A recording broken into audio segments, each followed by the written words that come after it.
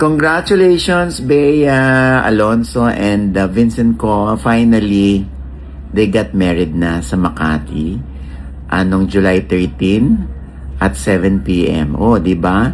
Ang naka-witness lamang ng kanilang kasal daw ay ang mga may-ari ng Sekosana Bags, kung saan merong brand doon si Bea, itong ang kanyang bash bags, di ba? At wala masyadong tao. Sila lang doon sa Makati City Hall. O, di ba? At ayun nga, meron nga nagpa-dala sa akin ng retrato. Ay, oo nga, confirm nga, sabi ko. Meron din silang COM o Certificate of Marriage. Oo, ay oo nga, sila na. O, di ba? Finally, 'di ba? Natupad din ang pangarap ni Bea na una makasal dahil syempre pangalawang udlot na ito in case lang, no, if ever, 'di ba? O 'di ba maganda rin yung tahimik, ano, wala sa side ni Bea nang ialam.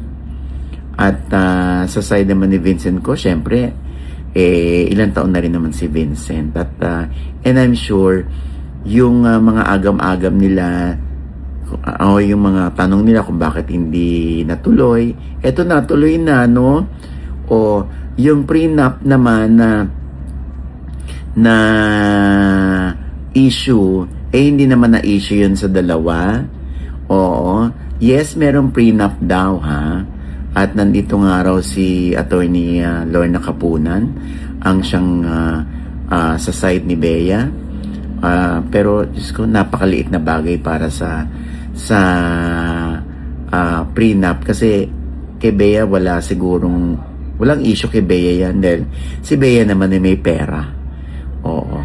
Yung syempre ibang marites lang na parang kinu-question na mas mayaman yung lalaki kaysa babae. Dahil pagdating naman sa puso, wala yan. Oo, pagdating naman sa pag-ibig, hindi yan question, hindi issue yung pera, o hindi issue kung gaano kayaman si lalaki sa babae. Hindi. Basta, kahit may issue kami ni Bea, Diyos ko, buksan nyo man ang aking puso ngayon. Sobra akong happy for Bea.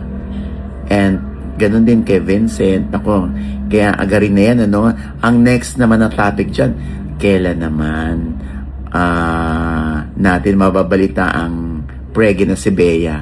O, diba? Kakatuwa. Kaya Bea, Vincent, congratulations and best wishes. Tuloy-tuloy lang yan, ha? Oo. Focus lang tayo sa ating marriage at wala nang pakialam dapat ang ibang tao dyan. So, I am so happy for you.